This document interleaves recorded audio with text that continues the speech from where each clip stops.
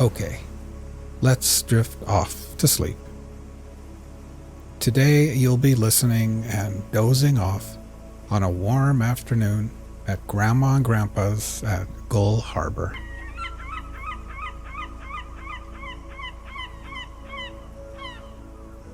Imagine for a second that you are lying down on a warm futon mattress at one end of a screened-in porch. The porch faces the harbor, the bay, and the ocean on the horizon.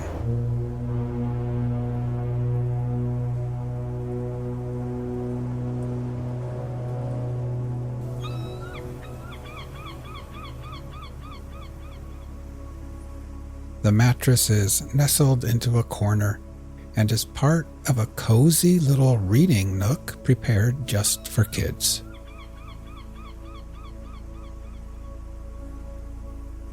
There is a little bookshelf there full of comics, magazines, crosswords, and children's books. There are new books and worn-out books. The Hardy Boys, Nancy Drew, books about dinosaurs and horses and sea life, and all kinds of stories about kids getting into summer adventures together.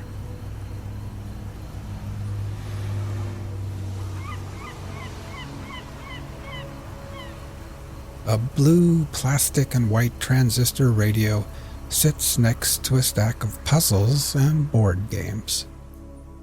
A wooden box contains decks of playing cards, dice, jacks, and short little pencils that have been sharpened way too many times.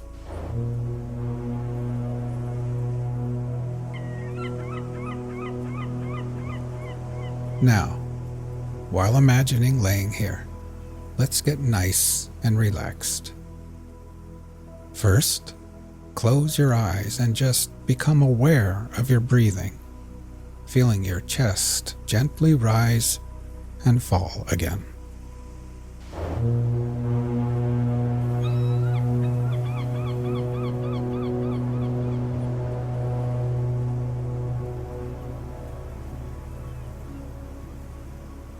Next, we will try taking a few deeper breaths. First, filling your lungs with air, then holding it in for 2 or 3 seconds before gently exhaling and letting it all go. Ready? Breathe in deeply, hold for 3, 2, 1, and then exhale.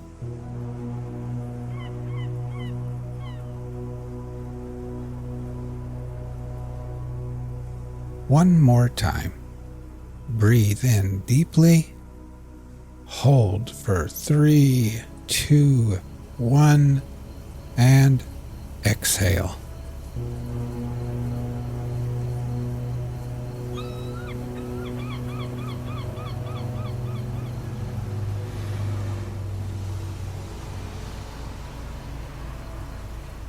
And try thinking to yourself, as I lay here at Gull Harbor, I can feel gravity's pull tugging me gently back towards Earth. With every exhale, I can feel my feet, my ankles, calves, knees, and my legs becoming heavier and more relaxed.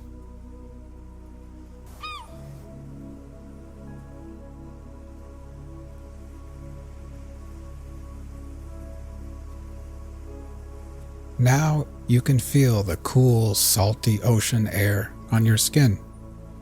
It would almost be too cold if it wasn't for the wonderful afternoon sun shining down on you perfectly. The sunlight splatters through the screens and bathes your tan legs and arms with a soothing warmth, almost as if Grandma has wrapped you up like a cocoon in one of her quilted blankets.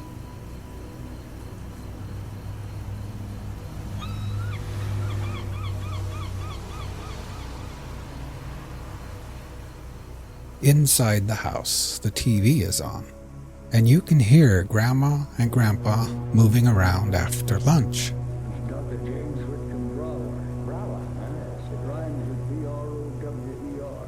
Why do you have that G-H in there? To make it difficult for quizmasters? Yes. Is that what You know that they too will soon be taking their afternoon nap in their rooms. But you've got the whole porch to yourself, and your belly feels nice and warm and perfectly satisfied. Today, Grandma made clam chowder and grilled cheese sandwiches. You enjoyed the hot soup and warm, soft cheese, and then you washed it down with a glass of fresh, cold milk.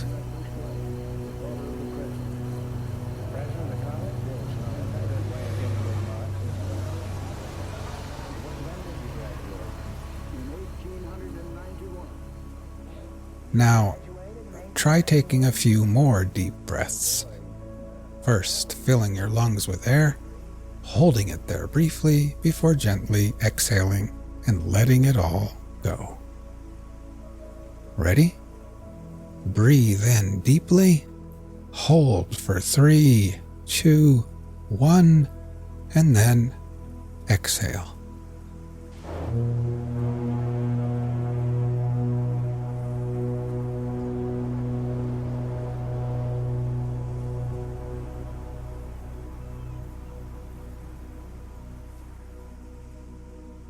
Try continuing on your own, and while doing this, try thinking to yourself, as I lay here, I can feel my body becoming heavier in the cool air and warm sunshine.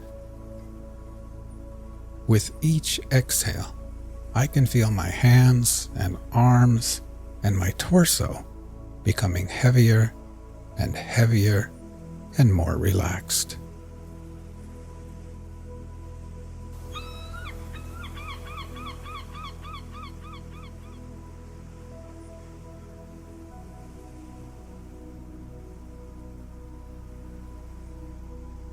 You pull out a random book from the bookshelf.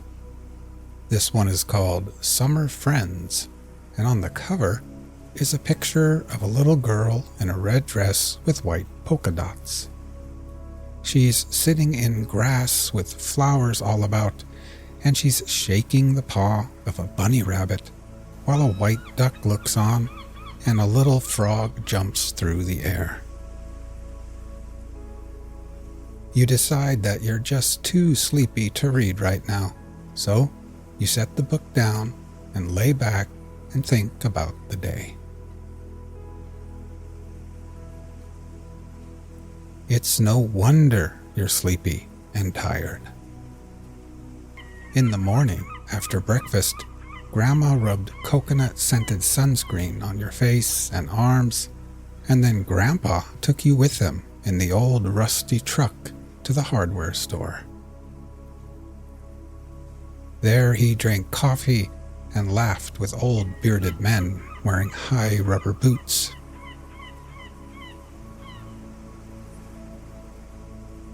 Then you went with him to the docks at the harbor, where he showed you the best place to buy fresh clams, crab, and fish.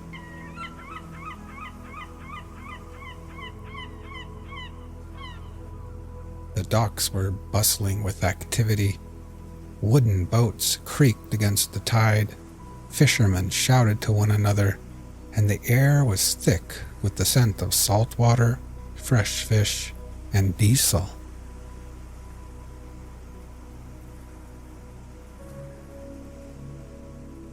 As you continue to breathe deeply and then exhale, try thinking to yourself, as I lay here, my whole body feels heavy and relaxed. With every exhale, I can feel gravity pulling me back towards Earth gently. I can feel my head, my shoulders, my neck becoming relaxed and at ease. And my legs are heavy and at peace with gravity's pull. Now my whole body, my legs and feet, my arms and hands, my torso, my head and neck and shoulders, my whole body is completely at peace, relaxed, and at ease.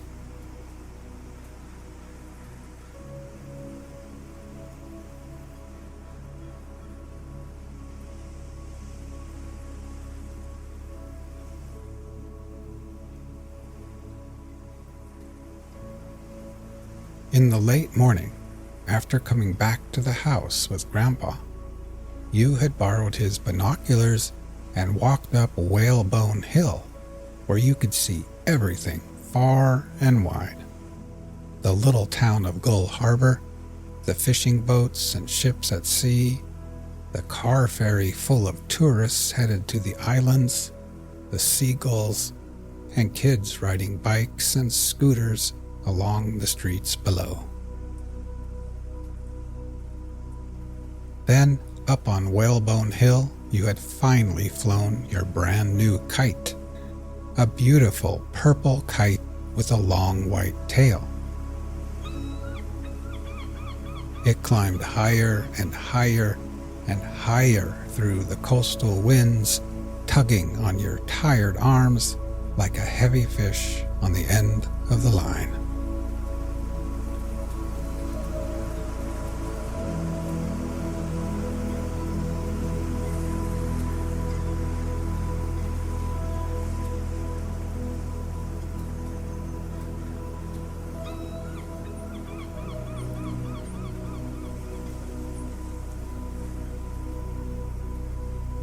But now, so drowsy, laying under the sun on the porch, after a long morning of adventures in the crisp, fresh coastal air, you pick up the transistor radio and dial into a random station.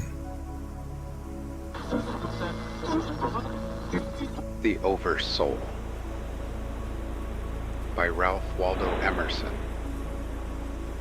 There is a difference between one and another hour of life in their authority and subsequent extinction. And then you set the radio down, lay back, and close your eyes. There is a depth in those brief moments which constrains us to ascribe more reality to them than to all other experiences.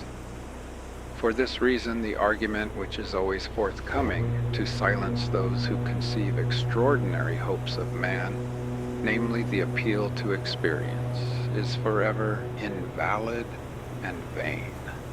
We give up the past to the objector, and yet we hope. He must explain this hope. We grant that human life is mean, but how did we find out that it was mean? What is the ground of this uneasiness of ours, of this old discontent? What is the universal sense of want and ignorance, but the fine innuendo by which the soul makes its enormous claim?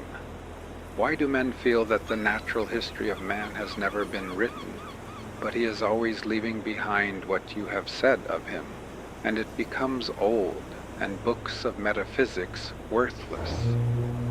The philosophy of 6,000 years has not searched the chambers and magazines of the soul. In its experiments, there has always remained, in the last analysis, a residuum it could not resolve. Man is a stream whose source is hidden. Our being is descending into us from we know not whence. The most exact calculator has no prescience that somewhat incalculable may not balk the very next moment.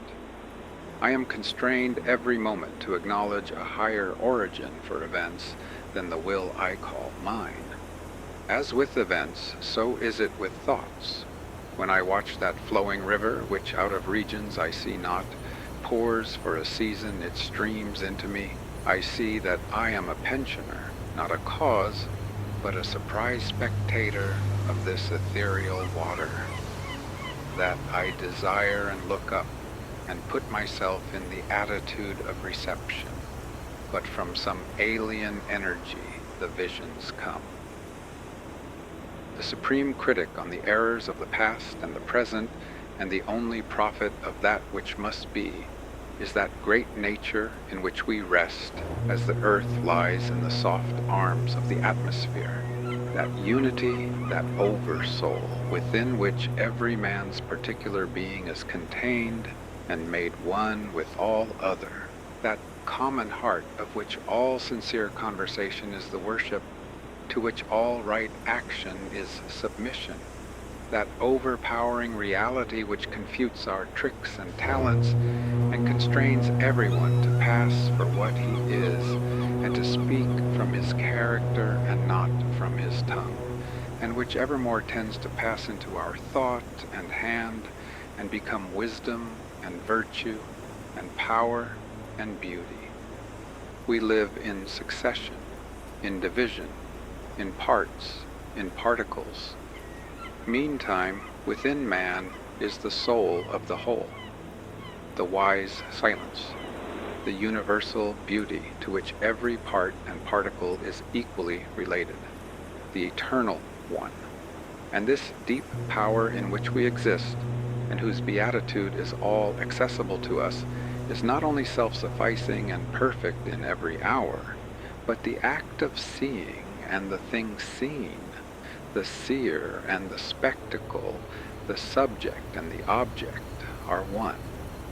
We see the world piece by piece as the sun, the moon, the animal, the tree, but the whole, of which these are the shining parts, is the soul. Only by the vision of that wisdom can the horoscope of the ages be read, and by falling back on our better thoughts, by yielding to the spirit of prophecy, which is innate in every man, we can know what it saith. Every man's words who speaks from that life must sound vain to those who do not dwell in the same thought on their own part. I dare not speak for it. My words do not carry its august sense. They fall short and cold. Only itself can inspire whom it will, and behold, their speech shall be lyrical and sweet and universal as the rising of the wind. Yet I desire, even by profane words, if I may not use sacred, to indicate the heaven of this deity and to report what hints I have collected of the transcendent simplicity and energy of the highest law. If we consider what happens in conversation, in reveries, in remorse, in times of passion, in surprises, in the instructions of dreams, wherein often we see ourselves in masquerade, the droll disguises only magnifying and enhancing a real element and forcing it on our distinct notice, we shall catch many hints that will broaden and lighten into knowledge of the secret of nature. All goes to show that the soul in man is not an organ, but animates and exercises all the organs, is not a function like the power of memory, of calculation, of comparison, but uses these as hands and feet, is not a faculty, but a light, is not the intellect or the will, but the master of the intellect and the will, is the background of our being in which they lie, an immensity not possessed and that cannot be possessed. From within or from behind, a light shines through us upon things and makes us aware that we are nothing, but the light is all. A man is the facade of a temple wherein all wisdom and all good abide. What we commonly call man, the eating, drinking, planting, counting man, does not, as we know him, represent himself, but misrepresents himself. Him we do not respect, but the soul whose organ he is, would he let it appear through his action, would make our knees bend. When it breathes through his intellect, it is genius. When it breathes through his will, it is virtue. When it flows through his affection, it is love. And the blindness of the intellect begins when it would be something of itself. The weakness of the will begins when the individual would be something of himself. All reform aims in some one particular to let the soul have its way through us. in other words, to engage us to obey. Of this pure nature, every man is at some time sensible. Language cannot paint it with his colors. It is too subtile. It is undefinable, unmeasurable, but we know that it pervades and contains us. We know that all spiritual being is in man. A wise old proverb says, God comes to see us without bell, that is, as there is no screen or ceiling between our heads and the infinite heavens, so is there no bar or wall in the soul where man, the effect, ceases, and God, the cause, begins. The walls are taken away. We lie open on one side to the deeps of spiritual nature, to the attributes of God. Justice we see and know, love, freedom, power. These natures no man ever got above, but they tower over us, and most in the moment when our interests tempt us to wound them. The sovereignty of this nature whereof we speak is made known by its independency of those limitations which circumscribe us on every hand. The soul circumscribes all things. As I have said, it contradicts all experience. In like manner it abolishes time and space. The influence of the senses has in most men overpowered the mind to that degree that the walls of time and space have come to look real and insurmountable. And to speak with levity of these limits is, in the world, the sign of insanity. Yet time and space are but inverse measures of the force of the soul. The spirit sports with time, can crowd eternity into an hour, or stretch an hour to eternity. We are often made to feel that there is another youth and age than that which is measured from the year of our natural birth. Some thoughts always find us young and keep us so. Such a thought is the love of the universal and eternal beauty. Every man parts from that contemplation with the feeling that it rather belongs to ages than to mortal life. The least activity of the intellectual powers redeems us in a degree from the conditions of time. In sickness, in languor, give us a strain of poetry or a profound sentence, and we are refreshed. Or produce a volume of Plato or Shakespeare, or remind us of their names, and instantly we come into a feeling of longevity. See how the deep divine thought reduces centuries and millenniums and makes itself present through all ages. Is the teaching of Christ less effective now than it was when first his mouth was open? The emphasis of facts and persons in my thought has nothing to do with time. And so always the soul's scale is one. The scale of the senses and the understanding is another. Before the revelations of the soul, time, space, and nature shrink away. In common speech, we refer all things to time as we habitually refer the immensely sundered stars to one concave sphere. And so we say that the judgment is distant or near, that the millennium approaches, that a day of certain political, moral, social reforms is at hand, and the like, when we mean that in the nature of things, one of the facts we contemplate is external and fugitive, and the other is permanent and connate with the soul. The things we now esteem fixed shall, one by one, detach themselves like ripe fruit from our experience and fall. The wind shall blow them, none knows whither.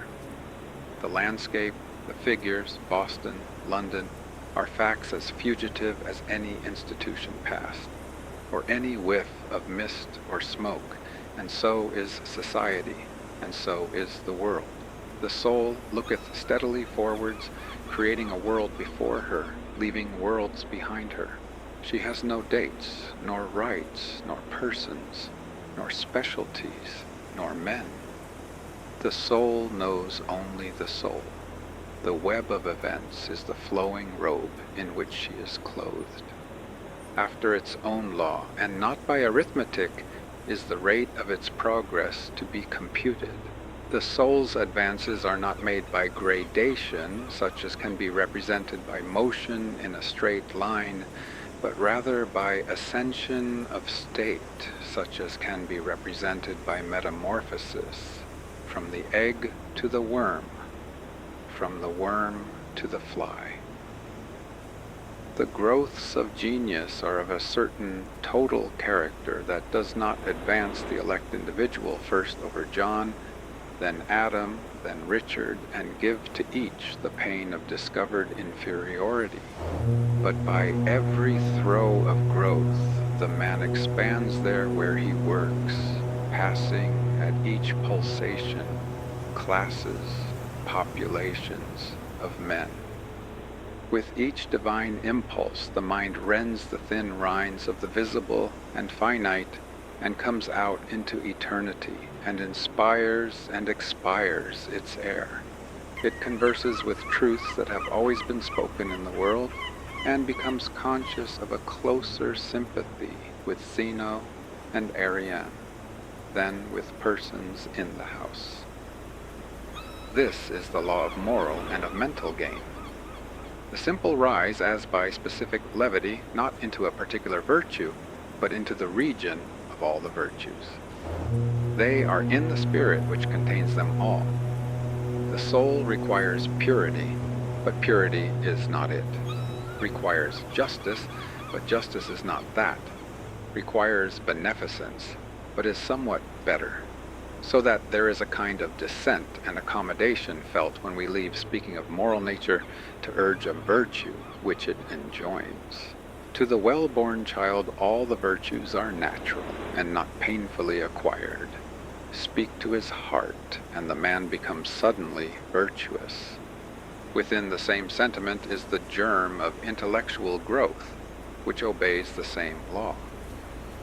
Those who are capable of humility, of justice, of love, of aspiration, stand already on a platform that commands the sciences and arts, speech and poetry, action and grace.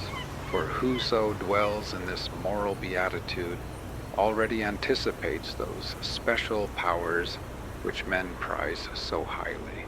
The lover has no talent, no skill which passes for quite nothing with his enamored maiden, however little she may possess of related faculty. And the heart which abandons itself to the supreme mind finds itself related to all its works, and will travel a royal road to particular knowledges and powers. In ascending to this primary and aboriginal sentiment, we have come from our remote station on the circumference instantaneously to the center of the world, where, as in the closet of God, we see causes and anticipate the universe, which is but a slow effect. One mode of the divine teaching is the incarnation of the Spirit in a form, in forms like my own. I live in society with persons who answer to thoughts in my own mind, or express a certain obedience to the great instincts to which I live. I see its presence to them. I am certified of a common nature, and these other souls, these separated selves, draw me as nothing else can. They stir in me the new emotions we call passion, of love, hatred, fear, admiration, pity. Thence come conversation, competition, persuasion, cities, and war. Persons are supplementary to the primary teaching of the soul. In youth, we are mad for persons. Childhood and youth see all the world in them. But the larger experience of man discovers the identical nature appearing through them all. Persons themselves acquaint us with the impersonal. In all conversation between two persons, tacit reference is made, as to a third party, to a common nature. That third party or common nature is not social. It is impersonal, is God. And so, in groups where debate is earnest, and especially on high questions, The company become aware that the thought rises to an equal level in all bosoms, that all have a spiritual property in what was said, as well as the sayer. They all become wiser than they were. It arches over them like a temple, this unity of thought in which every heart beats with nobler sense of power and duty and thinks and acts with unusual solemnity. All are conscious of attaining to a higher self-possession. It shines for all. There is a certain wisdom of humanity which is common to the greatest men with the lowest, and which our ordinary education often labors to silence and obstruct. The mind is one, and the best minds who love truth for its own sake think much less of property in truth. They accept it thankfully everywhere, and do not label or stamp it with any man's name, for it is theirs long beforehand and from eternity. The learned and the studious of thought have no monopoly of wisdom. Their violence of direction in some degree disqualifies them to think truly. We owe many valuable observations to people who are not very acute or profound, and who say the thing without effort, which we want and have long been hunting in vain. The action of the soul is oftener in that which is felt and left unsaid than in that which is said in any conversation. It broods over every society, and they unconsciously seek for it in each other. We know better than we do. We do not yet possess ourselves, and we know at the same time that we are much more. I feel the same truth how often in my trivial conversation with my neighbors that somewhat higher in each of us overlooks this byplay, and Jove nods to Jove from behind each of us. Men descend to meet. In their habitual and mean service to the world for which they forsake their native nobleness, they resemble those Arabian sheiks who dwell in mean houses and affect an external poverty to escape the rapacity of the pacha, and reserve all their display of wealth for their interior and guarded retirements. As it is present in all persons, so it is in every period of life. It is adult, already in the infant man. In my dealing with my child, my Latin and Greek, my accomplishments and my money stead me nothing, but as much soul as I have avails. If I am willful, he sets his will against mine, one for one, and leaves me, if I please, the degradation of beating him by my superiority of strength.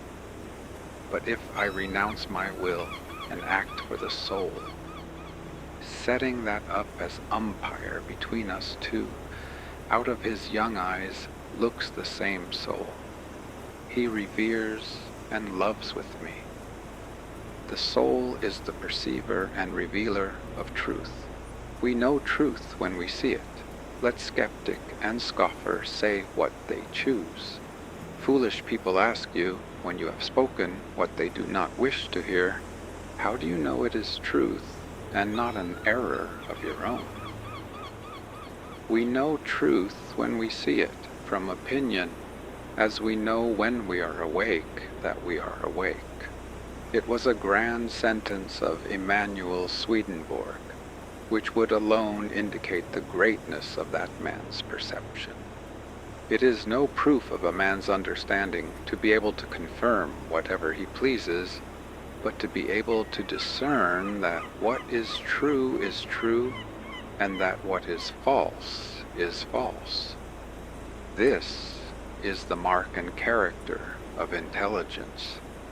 In the book I read, the good thought returns to me, as every truth will, the image of the whole soul. To the bad thought which I find in it, the same soul becomes a discerning, separating sword and lops it away. We are wiser than we know. If we will not interfere with our thought, but will act entirely or see how the thing stands in God, we know the particular thing and every man.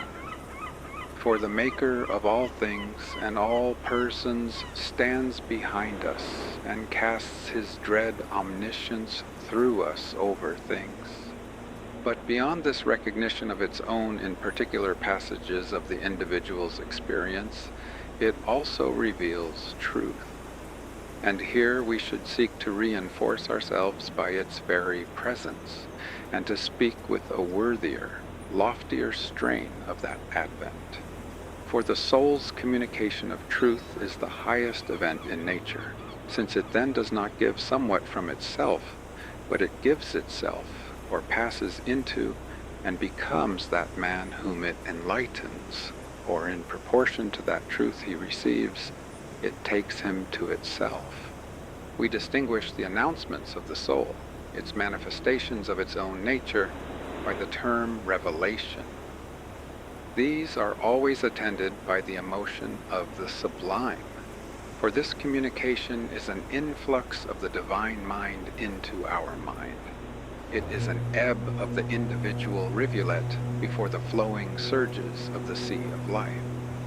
Every distinct apprehension of this central commandment agitates men with awe and delight. A thrill passes through all men at the reception of new truth, or at the performance of a great action which comes out of the heart of nature. In these communications, the power to see is not separated from the will to do, but the insight proceeds from obedience, and the obedience proceeds from a joyful perception. Every moment when the individual feels himself invaded by it is memorable. By the necessity of our constitution, a certain enthusiasm attends the individual's consciousness of that divine presence. The character and duration of this enthusiasm varies with the state of the individual, from an ecstasy and trance and a prophetic inspiration, which is its rarer appearance, to the faintest glow of virtuous emotion, in which form it warms, like our household fires, all the families and associations of men, and makes society possible. A certain tendency to insanity has always attended the opening of the religious sense in men, as if they had been blasted with excess of light. The trances of Socrates, the union of Plotinus, the vision of Porphyry, the conversion of Paul, the aurora of Behmen, the convulsions of George Fox and his Quakers, the illumination of Swedenborg are of this kind. What was in the case of these remarkable persons a ravishment has, in innumerable instances in common life, been exhibited in less striking manner. Everywhere the history of religion betrays a tendency to enthusiasm. The rapture of the Moravian and Quietist, the opening of the internal sense of the Word in the language of the New Jerusalem Church, the revival of the Calvinistic churches, the experiences of the Methodists are varying forms of that shudder of awe and delight with which the individual soul always mingles with the universal soul. The nature of these revelations is the same. They are perceptions of the absolute law. They are solutions of the soul's own questions. They do not answer the questions which the understanding asks. The soul answers never by words, but by the thing itself that is inquired after. Revelation is the disclosure of the soul. The popular notion of the revelation is that it is a telling of fortunes. In past oracles of the soul, the understanding seeks to find answers to sensual questions and undertakes to tell from God how long men shall exist, what their hands shall do, and who shall be their company, adding names and dates and places. But we must pick no locks. We must check this low curiosity. An answer in words is delusive. It is really no answer to the questions you ask. Do not require a description of the countries towards which you sail. The description does not describe them to you, and tomorrow you arrive there and know them by inhabiting them. Men ask concerning the immortality of the soul, the employments of heaven, the state of the sinner, and so forth. They even dream that Jesus has left replies to precisely these interrogatories. Never a moment did that sublime spirit speak in their patois. To truth, justice, love, the attributes of the soul, the idea of immutableness is essentially associated. Jesus, living in these moral sentiments, heedless of sensual fortunes, heeding only the manifestations of these, never made the separation of the idea of duration from the essence of these attributes, nor uttered a syllable concerning the duration of the soul. It was left to his disciples to sever duration from the moral elements and to teach the immortality of the soul as a doctrine and maintain it by evidences. The moment the doctrine of the immortality is separately taught, man is already fallen. In the flowing of love, in the adoration of humility, there is no question of continuance.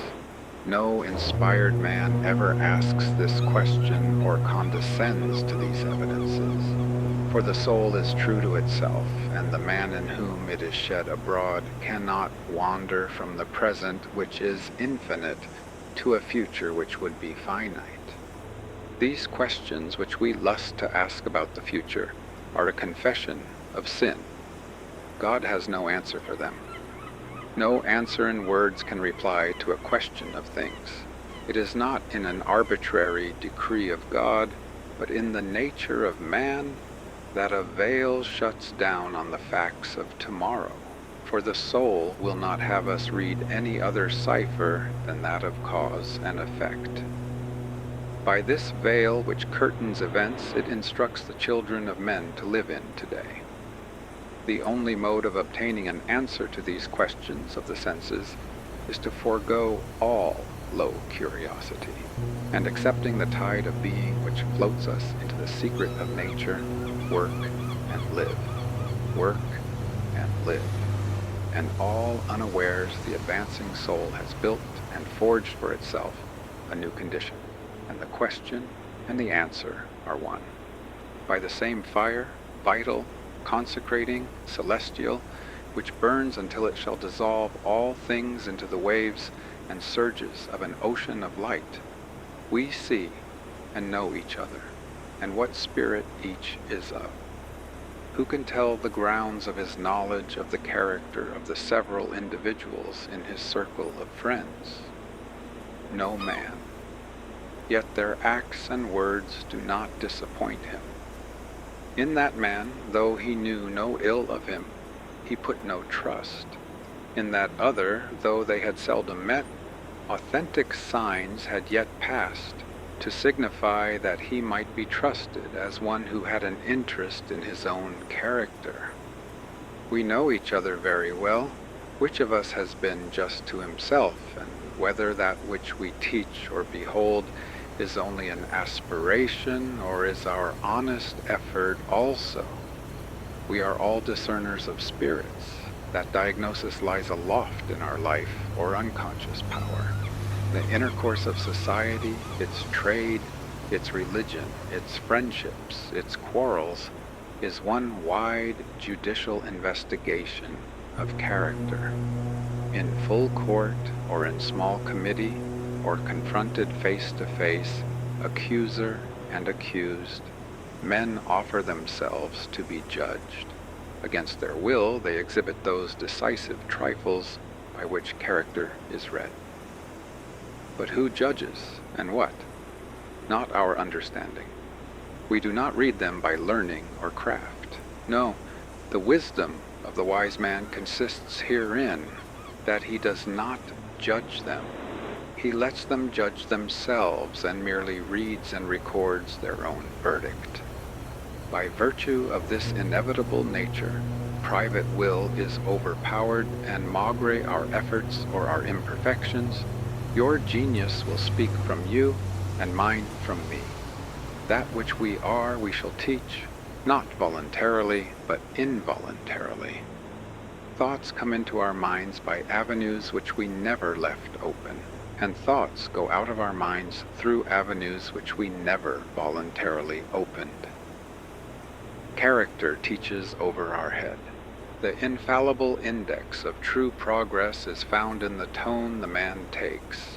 Neither his age, nor his breeding, nor company, nor books, nor actions, nor talents, nor altogether can hinder him from being deferential to a higher spirit than his own. If he have not found his home in God, his manners, his forms of speech, the turn of his sentences, the build, shall I say, of all his opinions, will involuntarily confess it. Let him brave it out how he will. If he have found his center, the deity will shine through him, through all the disguises of ignorance, of ungenial temperament, of unfavorable circumstance. The tone of seeking is one, and the tone of having is another. The great distinction between teachers, sacred or literary, between poets like Herbert and poets like Pope, between philosophers like Spinoza, Kant, and Coleridge, and philosophers like Locke, Paley, Mackintosh, and Stewart, between men of the world who are reckoned accomplished talkers, and here and there a fervent mystic, prophesying half insane under the infinitude of his thought, is that one class speak from within, or from experience, as parties and possessors of the fact, and the other class from without, as spectators merely, or perhaps as acquainted with the fact on the evidence of third persons. It is of no use to preach to me from without. I can do that too easily myself. Jesus speaks always from within, and in a degree that transcends all others. In that is the miracle. I believe beforehand that it ought so to be. All men stand continually in the expectation of the appearance of such a teacher. But if a man do not speak from within the veil, where the word is one with that it tells of, let him lowly confess it. The same omniscience flows into the intellect and makes what we call genius. Much of the wisdom of the world is not wisdom, and the most illuminated class of men are no doubt superior to literary fame, and are not writers. Among the multitude of scholars and authors, we feel no hallowing presence. We are sensible of a knack and skill rather than of inspiration. They have a light, and know not whence it comes, and call it their own. Their talent is some exaggerated faculty, some overgrown member, so that their strength is a disease. In these instances, the intellectual gifts do not make the impression of virtue, but almost of vice, and we feel that a man's talents stand in the way of his advancement in truth. But genius is religious. It is a larger imbibing of the common heart. It is not anomalous, but more like, and not less like, other men. There is in all great poets a wisdom of humanity which is superior to any talents they exercise. The author, the wit, the partisan, the fine gentleman, does not take place of the man. Humanity shines in Homer, in Chaucer, in Spencer, in Shakespeare, in Milton. They are content with truth. They use the positive degree. They seem frigid and phlegmatic to those who have been spiced with the frantic passion and violent coloring of inferior but popular writers. For they are poets by the free course which they allow to the informing soul, which through their eyes beholds again and blesses the things which it hath made. The soul is superior to its knowledge, wiser than any of its works. The great poet makes us feel our own wealth, and then we think less of his compositions.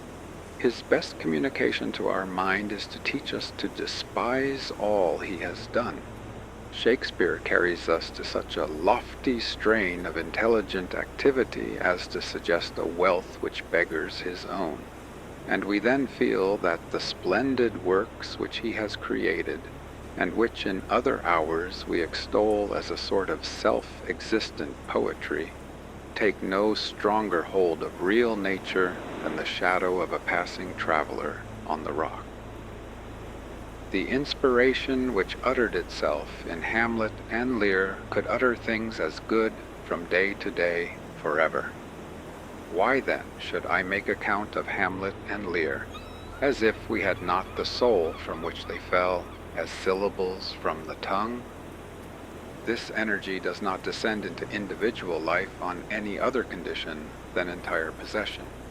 It comes to the lowly and simple. It comes to whomsoever will put off what is foreign and proud.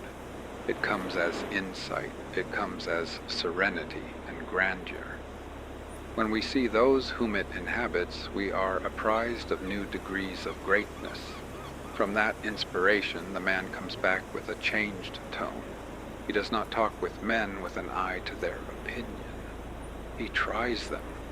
It requires of us to be plain and true. The vain traveler attempts to embellish his life by quoting my lord and the prince and the countess, who thus said or did to him. The ambitious vulgar show you their spoons and brooches and rings, and preserve their cards and compliments. The more cultivated in their account of their own experience, cull out the pleasing, poetic circumstance, the visit to Rome, the man of genius they saw, the brilliant friend they know. Still further on, perhaps, the gorgeous landscape, the mountain lights, the mountain thoughts they enjoyed yesterday, and so seek to throw a romantic color over their life. But the soul that ascends to worship the great God is plain and true, has no rose color, no fine friends, no chivalry, no adventures, does not want admiration, dwells in the hour that now is, in the earnest experience of the common day, by reason of the present moment and the mere trifle having become porous to thought and bibulous of the sea of light. Converse with a mind that is grandly simple, and literature looks like word-catching. The simplest utterances are worthiest to be written, yet are they so cheap and so things of course that in the infinite riches of the soul it is like gathering a few pebbles off the ground, or bottling a little air in a phial when the whole earth and the whole atmosphere are ours. Nothing can pass there, or make you one of the circle, but the casting aside your trappings and dealing man to man in naked truth, plain confession and omniscient affirmation. Souls such as these treat you as gods would, walk as gods in the earth, accepting without any admiration your wit, your bounty, your virtue even, say rather your act of duty, for your virtue they own as their proper blood, royal as themselves and over-royal, and the father of the gods. But what rebuke their plain fraternal bearing casts on the mutual flattery with which authors solace each other and wound themselves. These flatter not. I do not wonder that these men go to see Cromwell and Christina and Charles II and James I and the Grand Turk. For they are, in their own elevation, the fellows of kings, and must feel the servile tone of conversation in the world. They must always be a godsend to princes, for they confront them, a king to a king, without ducking or concession, and give a high nature the refreshment and satisfaction of resistance, of plain humanity, of even companionship, and of new ideas. They leave them wiser and superior men. Souls like these make us feel that sincerity is more excellent than flattery. deals so plainly with man and woman as to constrain the utmost sincerity and destroy all hope of trifling with you. It is the highest compliment you can pay. Their highest praising, said Milton, is not flattery, and their plainest advice is a kind of praising. Ineffable is the union of man and God in every act of the soul. The simplest person who in his integrity worships God becomes God, yet forever and ever the influx of this better and universal self is new and unsearchable. It inspires awe and astonishment. How dear, how soothing to man arises the idea of God, peopling the lonely place, effacing the scars of our mistakes and disappointments. When we have broken our God of tradition and ceased from our God of rhetoric, then may God fire the heart with his presence. It is the doubling of the heart itself, nay, the infinite enlargement of the heart with a power of growth to a new infinity on every side. It inspires in man an infallible trust. He has not the conviction, but the sight that the best is the true, and may in that thought easily dismiss all particular uncertainties and fears, and adjourn to the sure revelation of time the solution of his private riddles. He is sure that his welfare is dear to the heart of being.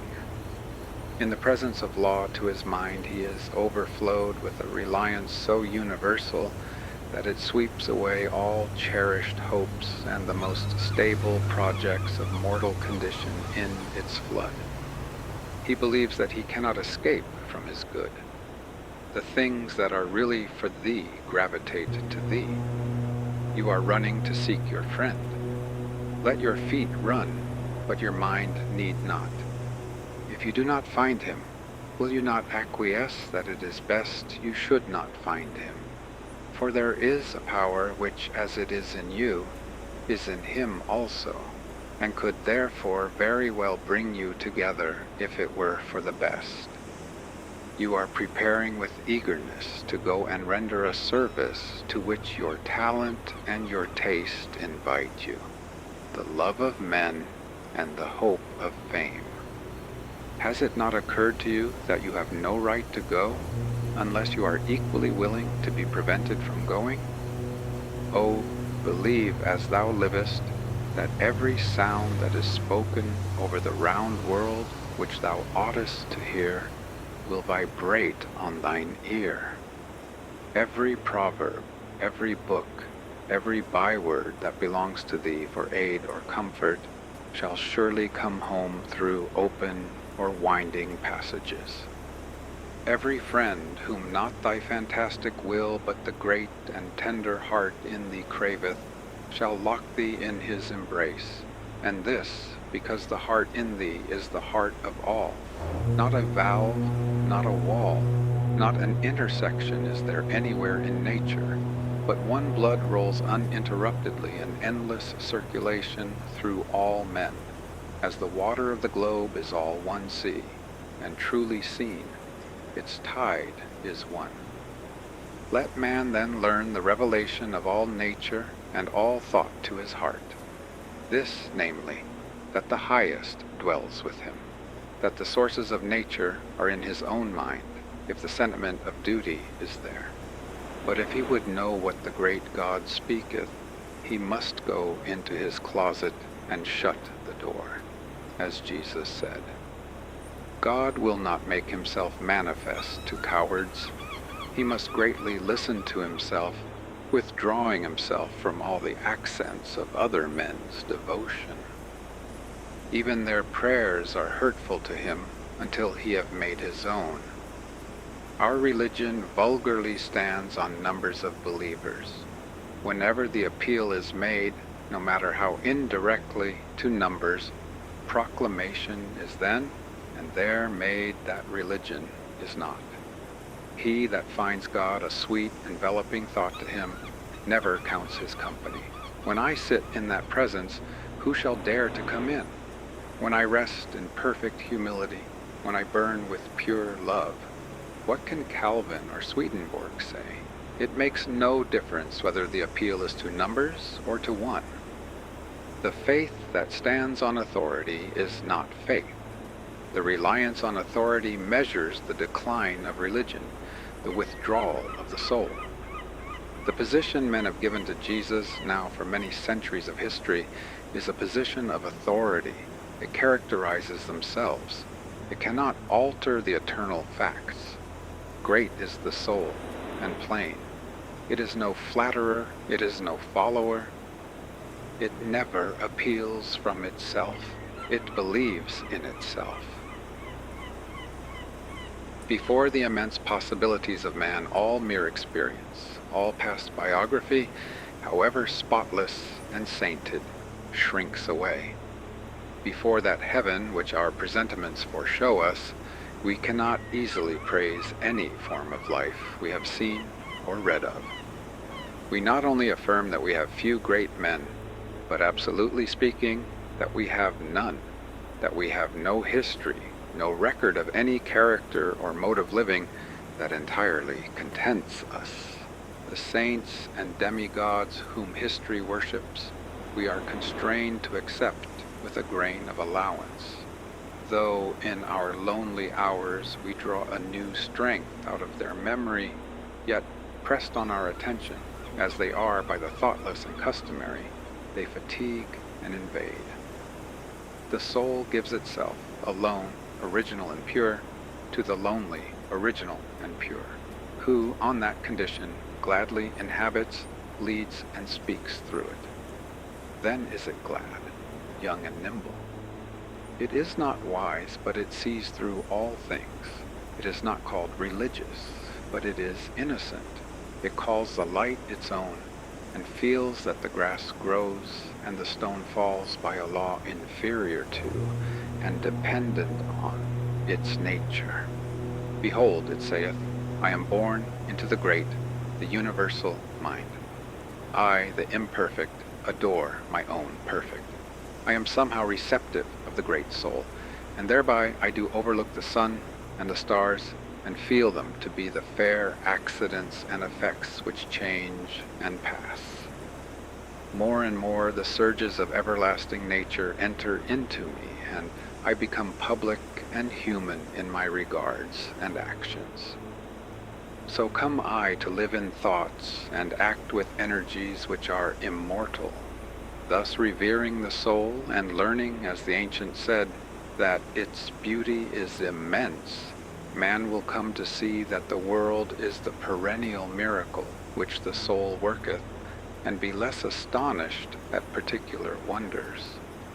He will learn that there is no profane history, that all history is sacred, that the universe is represented in an atom in a moment of time. He will weave no longer a spotted life of shreds and patches, but he will live with a divine unity. He will cease from what is base and frivolous in his life, and be content with all places and with any service he can render. He will calmly front the morrow in the negligency of that trust which carries God with it, and so hath already the whole future in the bottom of the heart.